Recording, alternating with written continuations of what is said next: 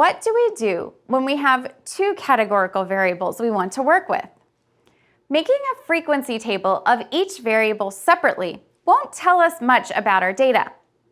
For example, here are some data from the Youth Risk Behavior Surveillance System, which is a survey conducted annually by the Center for Disease Control, or the CDC.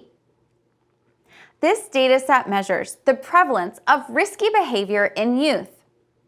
If you completed a survey during school, which asked you things about your drug usage and physical activity, for example, you probably participated in this national survey. I took a small subset of the dataset and compared teens who drive on their usage of vape products and whether they report that they text while driving or not. You can see here the frequency for each variable separately. But what if I wanted to know if teens who engage in one risky behavior, like texting while driving, are also more likely to engage in a second risky behavior, like vaping? For this, I need to look at the two variables at the same time. When we look at the relationship between two variables, we call this a bivariate relationship. Here is what the data looks like. You can see for each youth that participated, I have data on both variables.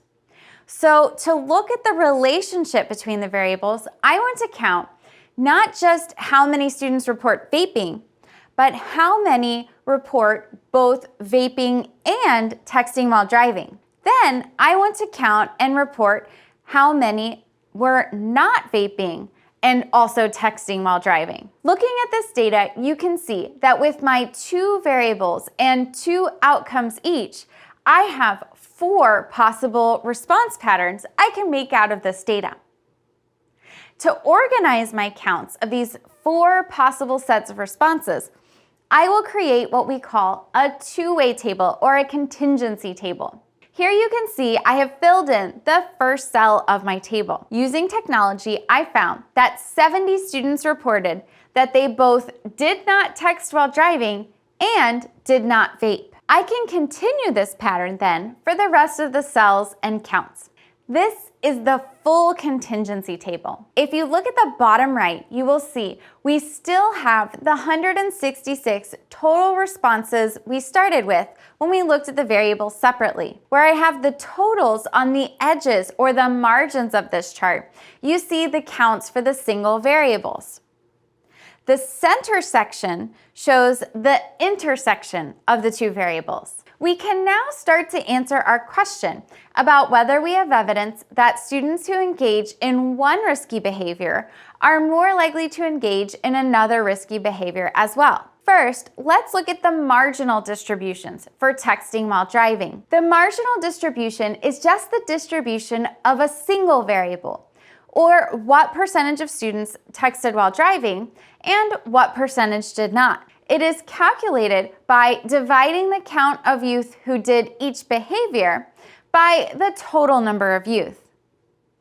Overall, you can see that about 67% did not text while driving, while 33% did. Now, if we want to know if vaping makes you more likely to also do something like texting while driving, we need to look at the conditional distributions, or the percentage of youth who did each behavior, but separated out by if they vaped or not. When we calculate these conditional distributions, we will now look at the 89 youth who didn't vape. What part did and did not text while driving? The difference between a marginal distribution and a conditional distribution is that a marginal distribution looks at the breakdown for a single variable, while a conditional distribution looks at the breakdown for a single condition, like the group that vaped. Visually, the difference between our marginal and conditional distributions is this. This first bar chart shows us the counts of those who texted while driving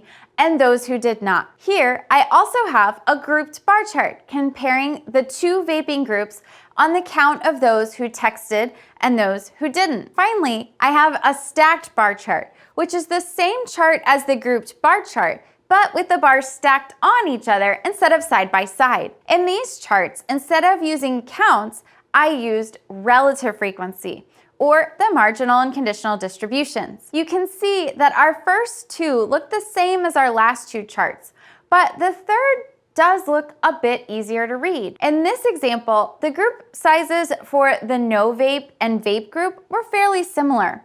So each of these charts would actually work well. But in examples where our two group sizes vary widely, we need to use the final chart here, called 100% stacked bar chart. This chart works best because it again allows us to follow the rule of proportional ink, which we previously talked about.